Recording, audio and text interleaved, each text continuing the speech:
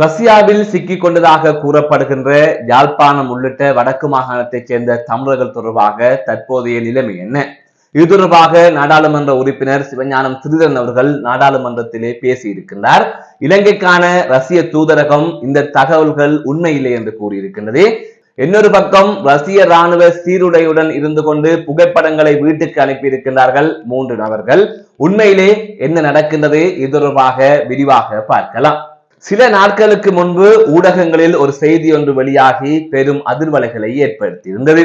அதாவது யாழ்ப்பாணம் உட்பட வடக்கு மாகாணத்தைச் சேர்ந்த பல தமிழர்கள் ரஷ்ய ராணுவத்திடம் சிக்கிக் கொண்டு உக்ரைனுக்கு எதிராக போராடி வருகின்றார்கள் என்கின்ற செய்தியே அது.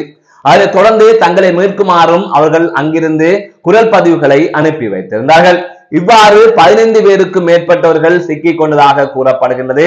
அதிலே 10க்கும் மேற்பட்டவர்கள் யாழ்ப்பாணத்தைச் சேர்ந்தவர்கள் என்று தெரிவிக்கப்பட்டிருந்தது. இவ்வாறான சூழ்நிலைத்தான் ரஷ்யாவிலே சிக்கிக் கொண்ட யாழ்ப்பாணத்தைச் சேர்ந்த இளைஞன் தனது உறவுகளுக்கு தான் உட்பட 3 ரஷ்ய ராணுவ சீருடையுடன் இருக்கின்ற புகைப்படங்களை இங்கு வீட்டுக்கு அனுப்பி இது தொடர்பாக வெளியிலே ஊடகங்களுக்கு கொடுங்கள், அரசாங்கத்துக்கு தெரிவியுங்கள் என்று குறிப்பிட்டிருந்தார்கள். அதன் அடிப்படையில் இது தொடர்பான செய்திகள் வெளியாகி இருந்தது. இவ்வாறான சூழ்நிலையில் இது தொடர்பாக ஆளுநருக்கும் தெரிவிக்கப்பட்டிருந்தது, ஜனாதிபதியிடம் தெரிவிங்கள் என்று.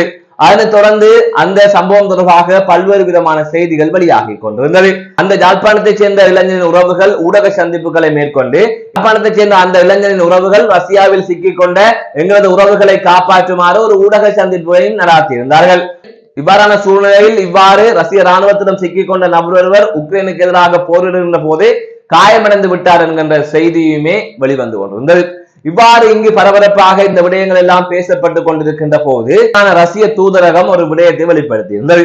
அதாவது இந்த குற்றச்சாட்டுகள் என்பது ஆதாரமற்றவை. இது இலங்கைக்கும் ரஷ்யாவுக்கும் இடையிலான உறவை சீர்குலைப்பதற்கான முயற்சியாகவே நாங்கள் பார்க்கின்றோம். ரஷ்யா வெளிநாட்டிலிருந்து வருபவர்களை கௌரவமான முறையில் நடத்துகின்றது. அவர்கள் விரும்பிய வேலைகளை செய்யக்கூடிய வகையிலான வேலை வாய்ப்புகளை கொடுக்கின்றதை தவிர இவ்வாறான செயற்பாடுகளில் ரஷ்ய ராணுவமோ ரஷ்ய அரசாங்கமோ ஈடுபடுவதில்லை.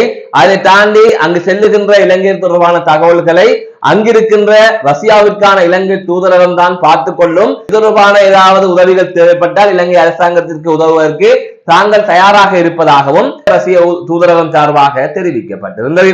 அதனைத் தொடர்ந்து இந்த சம்பவம் மீண்டும் பேசுபொருளானது. இவ்வாறான பின்னணியில் தான் சிவஞானம் ஸ்ரீதரன் அவர்கள் நாடாளுமன்றத்திலே பேசும்போது ரஷ்ய ராணுவ சீருடையுடன் இருக்கின்ற 3 பேரின் புகைப்படங்கள் வெளியாகி இருக்கின்றது.